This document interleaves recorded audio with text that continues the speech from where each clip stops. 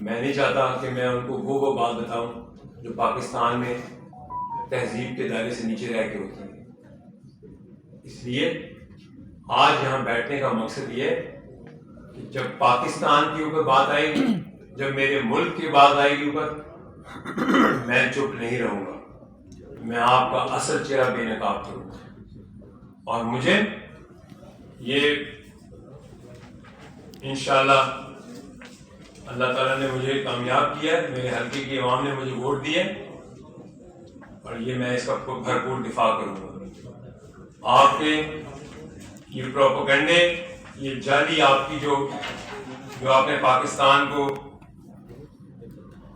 پاکستان کی عوام کو جو دھوکے میں رکھا ہوا ہے، انشاءاللہ یہ نہیں ہونے دوں گا.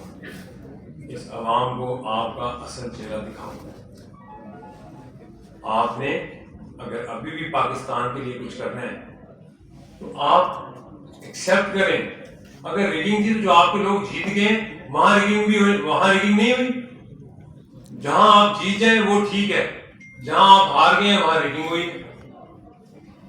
آپ کے پی کے میں ریگنگ نہیں ہوئی تھی، وہاں تو آپ نے کچھ نہیں کیا. آخری بات،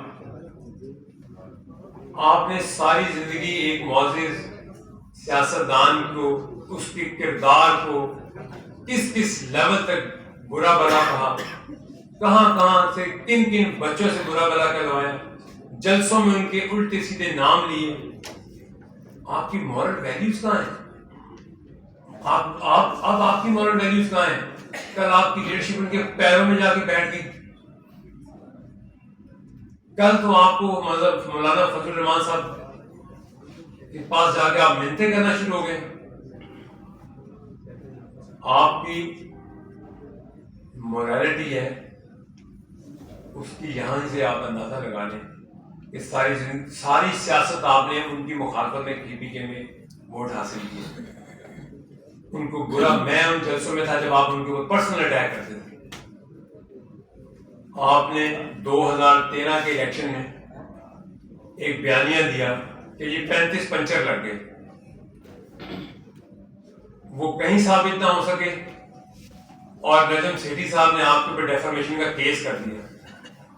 آپ کے وکیل نے وہاں پہ بیان دیا کہ وہ تو ایک سیاسی بیان تھا. یہ ہے آپ کی سیاسی بصیرت، یہ ہے آپ کی سیاسی سوچ، یہ ہے آپ کی سیاسی میچورٹی. تو آپ یہ جو وکیل صاحبان کو آپ نے کھڑا کیا ہے، یہ تو اپنا وکالت کریں گے. یہ سیاست ان کے بس کا بات تھوڑی ہے. سیاست خدمت کا نام ہے. معاشی دہشت گردی آپ لے کے آئے ہیں.